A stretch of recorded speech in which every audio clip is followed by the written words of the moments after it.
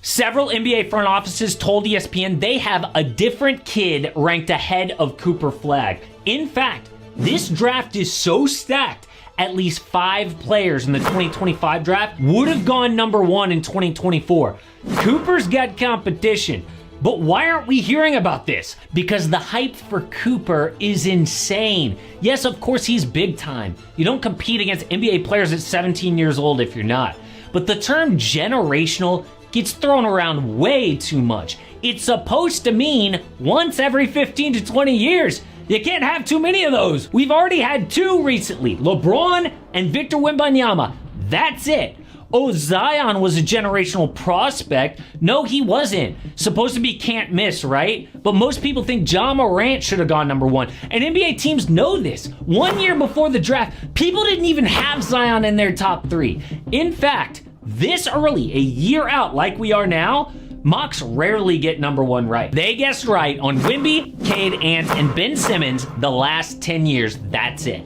So there's a real chance Cooper Flagg doesn't go first.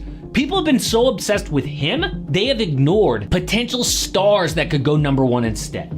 Now, before we look at these guys, what would have to go wrong for Cooper Flagg? I mean, the kid led his high school to a 30-0 season, won a national championship, but Cooper leveled up against Team USA before the Olympics. He said, I got on the court and I was like, wow, I'm guarding LeBron in the corner. Kind of just hit me for a second and I had to snap out of it, which he did, by the way. But NBA teams are concerned about 3 things: his ball handling, his shot creation, and his youth. Cooper skipped his senior year to enter the NBA early. So to see what could go wrong, look at 2015. Supposed to be a stacked draft just like 2025. And 1 year early, their top 3 was Jahlil Okafor, Cliff Alexander, and Karl Anthony Towns. Okafor was can't miss. Won every high school award, including National Player of the Year. His 1 season at Duke was good, but NBA teams suddenly got obsessed with someone else. Cat could shoot and play defense better. So all of a sudden, the guaranteed number 1 fell to 3. Now imagine the pressure Cooper Flagg is under. He has to prove that his talents lead to winning in a high-profile situation. If he struggles, that opens the door to prospect number 1, Dylan Harper. He is the guy that some teams have ranked ahead of Cooper Flagg already. A 6'5" guard with a 6'10" wingspan whose dad is Ron Harper. He was key to both Michael Jordan and Kobe Bryant's careers. Ron was a role player on the Bulls, so when Phil Jackson got to LA, he brought Ron with him, who won 5 titles overall. So in high school, Dylan's mom was his assistant coach. She's from the Philippines and fell in love with hoops when she moved to the US at 7 years old. Now, no one thought that Dylan would be this good, and they hired his mom years before he broke out as a junior.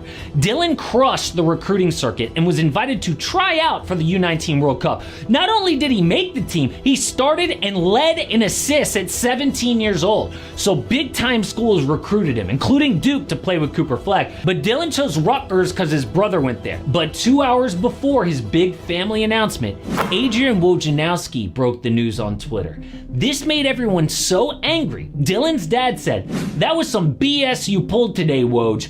I will catch up with you one day, I promise." And I'm pretty sure Ron Harper could kick Woj's butt. So this was crazy because Rutgers never gets great players. I mean, this is like all-stars voluntarily going to the Detroit Pistons. They missed March Madness from 91 to 2021. Their last top 50 recruit was in 2008. But now, they have not 1, but 2 of the top 3. Our other guy is Ace Bailey, who most view as Cooper Flagg's biggest threat in the draft. Ace is a 6'9" American guard. They don't make those often. He has comps to Paul George, Tracy McGrady, Kevin Durant. Dude is the prototype of an NBA star.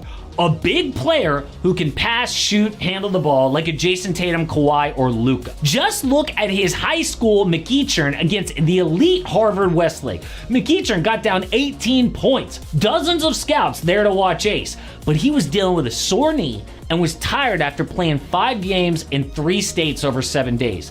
Then he drugged the game to overtime with 23 points, 14 boards, 3 blocks, and a steal. Immediately after, ESPN called him the potential potential #1 pick in the 2025 draft. But another player goes #2 in a CBS mock draft. Our first non-American, VJ Edgecomb. This ain't some rich ex-NBA player's kid. VJ grew up poor in the Bahamas. He came to the US to get a college scholarship and provide for his family. In fact, he's going to donate part of his NIL college money to the high school that helped him get there. He is a crazy athletic guard who can score, play make, and defend. And despite being just 6'4", he led the Jordan Brand game with 10 rebounds and made the game-winning assist. So let's look at the 5 players in 2025 that would have gone #1 in 2024 according to The Athletic. So that's Cooper Flagg, Dylan Harper, Ace Bailey, VJ Edgecomb, and Nolan Traore. And if Nolan pulls this off, it would be 3 straight years of France going #1. He is a big guard who turned down Gonzaga, Alabama, and the NBL in Australia to play back home in France next year. But every time he plays with Americans, he's one of the best. Scouts say Nolan looks like a future top 5 guard in the NBA. And if he goes off next year in France, he could go #1.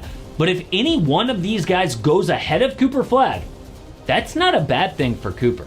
I mean, so much of your NBA success depends on where you get drafted. Just look at the sad case of Cade Cunningham. The 2021 draft went Cade 1, Jalen Green 2, Evan Mobley 3. This dude would be in a way better position if he was drafted to the Rockets or the Cavaliers. Both of those organizations seem to know what they're doing. The Pistons just fired their coach and GM. Dysfunctional. So who are the teams that could even draft #1 in 2025? Well, according to odds makers, these are the worst teams next year. Dead last is the Brooklyn Nets, who traded away Mikal Bridges but got their own pick back, which is huge. Then the Wizards, despite getting Alex Sarr #2, and the Blazers. The bottom 3 have an equal shot at #1, but anything can happen. So we've got the Pistons, Bulls, Jazz, and Hornets in the 20s, and an outside shot with the Raptors, Spurs, and Hawks at 30+ win. Now, a ton of teams are going to tank because the top 3 in this draft would have all gone #1 last year, above Zachary Reese-Shea. But there's a chance it's not Cooper Flagg. I'm not saying that that's for sure he's not going to go #1, or that he'll be a bust or something. I'm just saying anything can happen this far out, and we should at least know who the other kids are in a stacked draft. And Cooper Flagg is gonna be on the next US Olympic team. An NBA reporter says that 3 players are expected to make their Olympic debut: Paolo Banchero, Chet Holmgren, and Cooper Flagg. But will that be enough to win gold? I mean, even the Avengers had a tough time winning in Paris. So I took a deep dive on the USA's biggest competition in 2028.